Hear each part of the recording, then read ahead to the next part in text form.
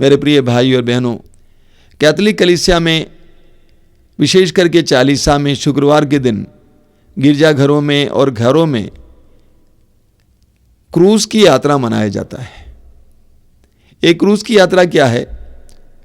प्रभु यीशु ने यरूशलेम में पिलातुस के भवन से लेकर कलवारी पहाड़ तक की जो यात्रा तय की और उस यात्रा के दौरान उनको क्या क्या अनुभव हुआ, क्या क्या घटनाएं घटित हुई, वचन के अनुसार हम पढ़ते हैं। उन सारी घटनाओं को याद करते हुए, प्रभु के उस दुखभोग को याद करते हुए, प्रभु के उस दुखभोग और मृत्यु और पुनरुत्थान के द्वारा कृपा प्राप्त करने के लिए प्रभु के प्रति प्रेम और श्रद्धा से भरपूर होकर हम लोग क्रूस की यात्रा को मनाते हैं। वास्तव में मैं ये कहना चाहता हूं, आज यीशु की क्रूस की यात्रा एक विश्वासी की जीवन यात्रा ही है। इसलिए जब आप क्रूस की यात्रा मनाते हैं, क्रूस की यात्रा के एक एक विश्राम या एक एक मुकाम पर मनन करते हैं, ये भूलना नहीं चाहिए कि प्रभु यीशु ने जो अनुभव किया वो हमारा भी अनुभव है। क्रूस की यात्रा का पहला मुकाम है, कुछ बातों पर हम मनन करेंगे। सबसे पहले प्रभु यीशु को क्रूस की सजा, मृत्यु दंड दिया जाता है। यीशु निष्पाप थे, कोई अपराध नहीं किए, निरपराधी थे, निर्दोष थे। निर्दोष को पिलातुस ने दोषी ठहराया लोगों के कहने पर। उनको मौत की सजा दी गई, उनको क्रूस की मौत की सजा दी गई, अर्थात एक लज्जाजनक मौत की सजा दी गई। जिन लोगों की उन्होंने सेवा की, उन लोगों ने जिनको प्रभु ने चंगा किया, उनको बंधनों से छुटकारा दिया, रोटियां खिलाई, उन लोगों ने जब पिलातुस ने प्रस्ताव रखा कि मैं यीशु को छोड़ दूं या बरअब्बस को, तो उन्होंने कहा कि बरअब्बस को छोड़ दीजिए, यीशु को क्रूस की सजा दीजिए। कितनी दर्दनाक बात है, कितना दर्दनाक अनुभव है। उसके बाद उनके कंधे पर भारी क्रूस लादा जाता है। अब इस बात को नहीं भूलना चाहिए, उनको 40 कोड़े भी लगाए गए थे। अब इस बात को नहीं भूलना चाहिए कि उन पर 40 कोड़े भी लगाए गए थे, यानी उनका शरीर एक तरह से चूर हो गया था। अब उस कंधे पर भारी क्रूस लादा जाता है और क्रूस ढोते हुए प्रभु यीशु जाते हैं कलवारी पहाड़ की ओर। पिलातुस के भवन से कलवारी पहाड़ बहुत ज्यादा दूर नहीं है, लेकिन पहाड़ है, पहाड़ी है। आजकल तो सीढ़ियां लगी हुई हैं, इसीलिए आराम से हम लोग चढ़ के जा सकते हैं। प्रभु यीशु क्रूस ढोते हुए आगे बढ़ते हैं। वचन में लिखा हुआ है कि प्रभु यीशु ने उस भारी क्रूस को ढोया। उसके बाद प्रभु बार बार गिरते हैं और जब भी प्रभु गिरते हैं उन पर कोड़े बरसाए जाते हैं, उनको गालियां दी जाती हैं, उन पर थूका जाता है। यात्रा में आगे हम देखते हैं कि प्रभु यीशु अपनी मां से मुलाकात करते हैं। मां दुर्बल हैं, कमजोर हैं, बस उनके लिए आंसू बहा सकती है और कुछ नहीं कर सकते हैं। आगे हम पढ़ते हैं कि प्रभु यीशु की मदद करने के लिए सीमोन नामक एक व्यक्ति आगे आ जाते हैं, या उसको बुलाया जाता है, उसको बाध्य किया जाता है। कोई तो मिला सहारा देने के लिए। इस तरह क्रूस की यात्रा में जब हम आगे बढ़ेंगे, एक एक घटना जो प्रभु यीशु के साथ हुई, एक एक घटना हमारे हृदय को स्पर्श करने वाली घटना है। ये नहीं भूलना कि प्रभु यीशु 33 साल की उम्र के थे, जवान थे। ये नहीं भूलना कि प्रभु यीशु ईश्वर के पुत्र थे, निर्दोष थे। आगे बढ़ते हैं, कलवारी पहाड़ पर हम पढ़ते हैं कि प्रभु यीशु निर्वस्त्र किए जाते हैं। उनके शरीर से सारे वस्त्र निकाल दिया जाता है, जबकि हम जानते हैं कि उनके शरीर पर वे सारे वस्त्र चिपक गए थे, यानी उनके घाव पूरी तरह से फिर एक बार ताजे हो जाते हैं। बड़ी निर्दयता पूर्वक उनको क्रूस पर लिटाया जाता है और मोटे मोटे कीलों से उनके हाथों और पैरों को जड़ा जाता है। फिर उनको खड़ा किया जाता है। जमीन और आसमान के बीच में प्रभु यीशु उस क्रूस पर लटकते हैं। उनका शरीर कांप रहा है, दर्द असह्य हो जाता है और अंत में प्रभु ने 7 वचन बोलते हुए अपने प्राण क्रूस पर अर्पित कर देते हैं। यह क्रूस की यात्रा है। लेकिन इस संपूर्ण क्रूस की यात्रा के दौरान हम पढ़ते हैं कि प्रभु यीशु के मुंह से एक भी शब्द नहीं निकला। जो शब्द निकले सिर्फ प्रोत्साहन भरे, सांत्वना देने वाले शब्द, विरोध का एक भी शब्द नहीं निकला। वचन में लिखा हुआ है, इसका मर्म क्या है हम पढ़ेंगे इब्रानियों के पत्र के अध्याय 12 में, उसके वाक्य 2 से 4 तक। ईसा हमारे विश्वास के प्रवर्तक हैं, यीशु हमारे विश्वास के प्रवर्तक हैं और उसे पूर्णता तक पहुंचाते हैं। उन्होंने भविष्य में प्राप्त होने वाले आनंद के लिए क्रूस का कष्ट स्वीकार किया और उसके कलंक की कोई परवाह नहीं की। यह मर्म है। प्रभु यीशु को दृढ़ विश्वास था कि मेरा पिता मुझे त्यागेगा नहीं, दृढ़ विश्वास था कि मेरा पिता मुझे जिलाएगा, दृढ़ विश्वास था कि मेरा पिता मुझे कब्र में गलने नहीं देगा। तो प्रभु यीशु की आंखों के सामने यह सकारात्मक बात थी कि मेरे पिता के हृदय में मेरे लिए एक योजना है, वो बर्बाद नहीं हुआ है। और एक बार मैं इसको पढ़ रहा हूं, वहां पे लिखा हुआ है, उन्होंने भविष्य में प्राप्त होने वाले आनंद के लिए क्रूस का कष्ट स्वीकार किया और उसके कलंक की कोई परवाह नहीं की। आगामी आनंद को देखते हुए प्रभु यीशु ने इन सारे दुखों को झेला। अगर प्रभु यीशु को इन सारे दुखों को झेलने के लिए सामर्थ्य मिले, शक्ति मिली, तो इसका कारण यह है कि उन्होंने सदा अपनी आंखों के सामने उस आनंद को देखा। जिस तरह एक नारी जो प्रसव पीड़ा सहती है, झेलती है, कहा जाता है कि प्रसव पीड़ा, नारी की प्रसव पीड़ा सबसे बड़ी पीड़ा है, वो झेलती है क्योंकि उसको विश्वास है, उसको उम्मीद है, उसको आशा है कि मेरा एक बच्चा होने वाला है और मैं उसकी मां कहलाऊंगी। उसी तरह प्रभु यीशु ने अपने दुखों को, अपने आने वाले आनंद को देखते हुए झेला, सहा, चुपचाप सहा। पेतरुस का पहला पत्र उसके अध्याय 2 वाक्य 21 से हम पढ़ते हैं। पेतरुस का पहला पत्र अध्याय 2 वाक्य 21 से, वहां पर लिखा हुआ है, मसीह ने आप लोगों के लिए दुख भोगा और आपको उदाहरण दिया जिससे आप उनका अनुसरण करें। उन्होंने कोई पाप नहीं किया और उनके मुख से कभी छल कपट की बात नहीं निकली। जब उन्हें गाली दी गई तो उन्होंने उत्तर में गाली नहीं दी, और जब उन्हें सताया गया तो उन्होंने धमकी नहीं दी। उन्होंने अपने को उस पर छोड़ दिया जो न्यायपूर्वक विचार करता है। वह अपने शरीर में हमारे पापों को क्रूस के काठ पर ले गए, जिससे हम पाप के लिए मृत होकर धार्मिकता के लिए जीने लगे। तो प्रभु यीशु ने इतने सारे दुख, मैं अक्सर पूछा करता हूं, प्रभु तू कैसे झेल पाया? जब शरीर में कोई चोट लग जाती है कितना दर्द होता है, और प्रभु यीशु के संपूर्ण शरीर घावों से भरा हुआ था। इतने शारीरिक दर्द और पीड़ा को प्रभु यीशु कैसे झेल पाए,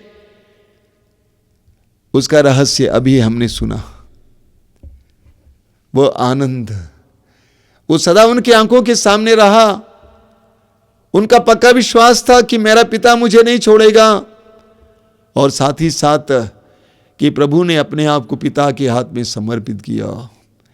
जिस समय गेत्सेमनी बाग में प्रभु यीशु अपने दिल में संघर्ष महसूस कर रहे थे और बोल रहे थे कि पिता इस कटोरे को हटाइए, लेकिन अंत में जिस समय प्रभु ने कहा मेरी इच्छा नहीं तेरी इच्छा पूरी हो, उस समय से उनका दुख भोग हल्का हो गया।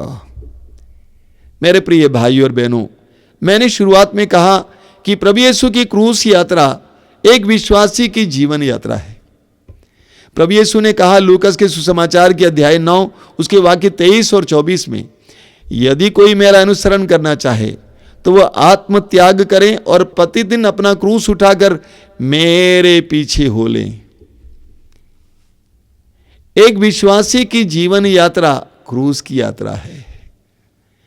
क्रूस की यात्रा एक विश्वासी की जीवन यात्रा है।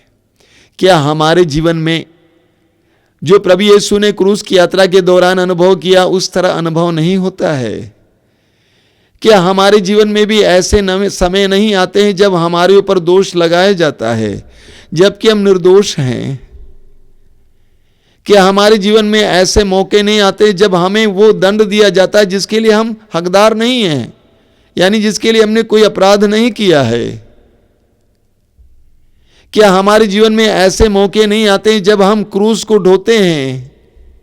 शराबी पति, बीमार पत्नी, शरारती बच्चे, अलग अलग प्रकार के क्रूस क्या हम नहीं ढोते हैं? गरीबी, तंगी, बेरोजगारी, रोग, असंभव से रोग, ऐसे रोग जो आपको रोज सताते हैं, क्या हम भी महसूस नहीं करते कि हम लोग भी क्रूस ढो रहे हैं? क्या हमारे जीवन में भी हमें अनुभव नहीं होता है कि बार बार हम गिरते हैं? प्रभु यीशु हमारे लिए नमूना है। इस जीवन यात्रा में, इस क्रूस की यात्रा में यीशु हमारे नमूना है। इसलिए प्रभु ने कहा कि मेरे पीछे हो लो। प्रभु यीशु ने क्रूस ढोते हुए आगे निकलकर हमें रास्ता दिखा दिया। प्रभु यीशु क्रूस ढोते हुए आगे निकल गए और कहा कि इसी तरह मेरे पीछे चले आओ। जब तुम्हारे ऊपर दोष लगाया जाता है जबकि तुम निर्दोष हो, चिल्लाओ मत, अपने को निर्दोष सिद्ध करने का प्रयास मत करो, झेलो, स्वीकार कर लो। हमेशा याद करो उस आनंद को जो होने वाला है, जो प्राप्त करने वाले हो तुम। जब तुम्हें भी ढोना पड़ता है क्रूस, मेरी तरह ढो। मैं बार बार गिरा, लेकिन गिरा पड़ा नहीं बल्कि उठा और चला, गुलगोथा तक चलता गया। क्या तुम्हारे जीवन में भी ऐसे मौके नहीं आते हैं जब तुम पीड़ा में हो और तुम्हारे परिवार के लोग बहुत दर्द में, परेशानी में हो जाते हैं और उनका दुख देखकर तुम्हारा दुख और बढ़ जाता है? कोई बात नहीं बेटा, मेरे पीछे चले आओ।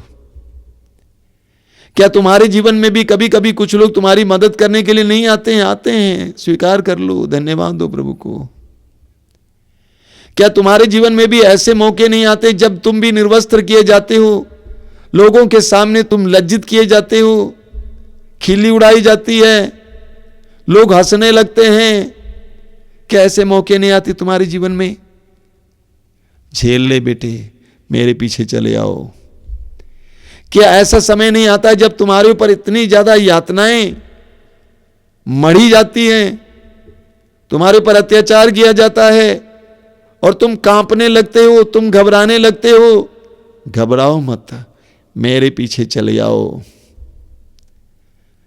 आगामी आनंद को याद करना, उसको भूलना नहीं। मेरे प्रिय मित्रों, एक विश्वासी का जीवन कांटों के राह पर चलने के बराबर है। एक विश्वासी का जीवन क्रूस की यात्रा के बराबर है। लेकिन उन सारे क्षणों में प्रभु यीशु हमारे लिए एक महान उदाहरण है। इसीलिए इब्रानियों के पत्र में पौलुस कहते हैं कि वो हमारे लिए उदाहरण हैं। उन्होंने कष्ट सहकर क्रूस ढोते हुए हमें दिखाया कि कैसे क्रूस ढोकर आगे बढ़ना है और हमें भी उनके पीछे चलना है। हमारे जीवन में भी दुख आएंगे, लेकिन हमेशा याद करना, यीशु हमारे आगे निकल चुके हैं। तो प्रभु यीशु की क्रूस की यात्रा हमारे लिए एक उदाहरण है। यीशु ने क्रूस की यात्रा को तय करके हमें सिखाया कि एक विश्वासी की जीवन यात्रा को कैसे जीना है। यीशु की क्रूस की यात्रा हमारे जीवन की यात्रा है। हम पग पग में यीशु से सीखें। इतना ही नहीं, यीशु की क्रूस यात्रा करते समय मैं अपनी जनता को बोलता हूं, हमारे आश्रम में हर शुक्रवार को 40 में हजारों की संख्या में लोग आते हैं क्रूस यात्रा के लिए। और मैं हर बार उनको बताता हूं, जब आप क्रूस की यात्रा में आगे बढ़ेंगे, करीब 1.25 किलोमीटर ये चलते हैं क्रूस ढोते हुए। मैं उनको बताता हूं, क्रूस ढोते हुए जब आगे बढ़ते हैं, आप इस बात को याद करना कि आप यीशु के पीछे चल रहे हैं, सबसे पहली बात। दूसरी बात मैं उनको बताता हूं कि आप अपने दुखों को यीशु के दुखों के साथ जोड़ देना। आपके जीवन में निर्वस्त्र किए जाने का अनुभव, लज्जित किए जाने का अनुभव, आपके जीवन में दोष मढ़े जाने का अनुभव यीशु के दुख भोग के साथ जोड़ना है।